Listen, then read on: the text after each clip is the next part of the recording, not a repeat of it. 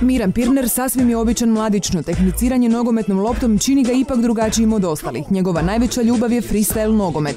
Najosnovnija, najjednostavnija definicija freestyla je izvođenje trikova s loptom koristeći se svim dijelovima tijela. Javnost ga je upoznala nakon sudjelovanja u Super talentu show Nove TV. Samokritični Miran svojim nastupom u showu nije u potpunosti zadovoljan.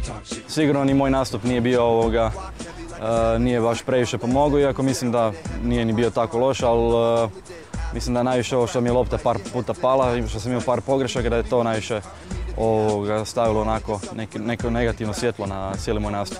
Freestylom se suprotno uvriježenom mišljenju možete baviti iako nemate nogometnog iskustva. Kad uspoređujete nogometaša sa freestylerom, to je freestyler praktički uvreda. Baš kao što neke žene padaju na nogometaše, druge su pak očarane freestylerima. Može to, ne znam, dobra vještina da se onako istaknete pa može zadiviti neku curu, ali na kraju krajeva uvijek to ostane, ne znam, po strani, nije to toliko bitno.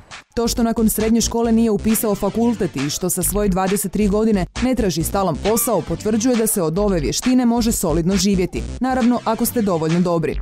Evo, kod nas sam malo sa, ajmo reći, 3-4 nastupa mjesečno moglo sasvim dobro živjeti.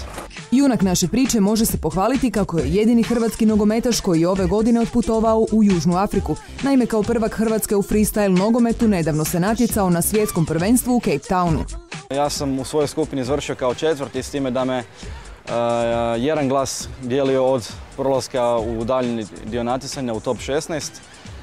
Sveukupno, kad bi se gledala, mislim, po bodovima da sam u top 20 bio na tom natjecanju, tako da imao sam 5 pobjeda, 2 poraza, mislim da je to ovako relativno dobar uspjeh. Iako nije ušao među 16 najboljih, sa sigurnošću možemo ustvrditi da je jedan od zapaženijih super talenata koji su se natjecali u show Nove TV. Ako se pojavim na televiziji ili tak nešto, znaju frendovi dobaciti ovo da sam poznat, popularan, ali ja još uvijek mislim da nisam, da sam još uvijek ista situacija kao i prije.